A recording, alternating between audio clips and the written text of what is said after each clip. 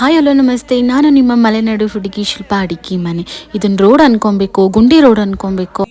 ಹಾಗಾಗಿ ನಾನು ನನ್ನ ಕಸಿನ್ ಮನೆಗೆ ಹೋಗಿದ್ದೆ. ಸೊ ಅಲ್ಲಿಗೆ ಹೋಗಿ ಅವಳನ್ನ ರೆಡಿ ಮಾಡಿಸಿ ಅವಳನ್ನ ಕರ್ಕೊಂಡು ನಾವಿಬ್ಬರು ಡಿಸೈಡ್ ಮಾಡಿಕೊಂಡು ದೇವಸ್ಥಾನಕ್ಕೆ ಹೋದ್ವಿ. ಲೈಟಾಗಿ ಹಾಗೆ ಮಳೆ ಬರ್ತಾಯಿತ್ತು, ವೆದರ್ ಕೂಡ ಮಸ್ತಿತ್ತು. ಹತ್ತೋಕ್ಕಾಗ್ದಲೇ ಇರೋ ಮೆಟ್ಲನ್ನ ಕಷ್ಟಪಟ್ಟು ಹತ್ಕೊಂಡು ನನ್ನ ಅಕ್ಕನಿಗೆ ಆಗ ವಿಡಿಯೋ ಮಾಡು ಈಗ ವಿಡಿಯೋ ಮಾಡು ಅಂತ ತಲೆ ತಿನ್ಕೊಂಡು ಹಾಗೆ ಮೆಟ್ಲು ಹತ್ತಿದೆ. ಹಾಗೆ ಅವಳನ್ನ ರೇಗಿಸ್ತಾ ಹೀಗೆ ಕುತ್ಕೊಂಡೋಗಿ ನನಗೆ ನೆನಪಾಗಿದ್ದ ಹಾಡು.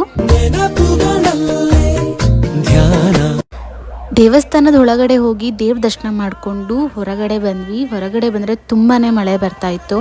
ಸೊ ವೆದರ್ ತುಂಬ ಚೆನ್ನಾಗಿತ್ತು. ನಾನು ತುಂಬ ಎಂಜಾಯ್ ಮಾಡಿದೆ, ಹಾಗೆ ತುಂಬ ಇಷ್ಟ ಆಯಿತು.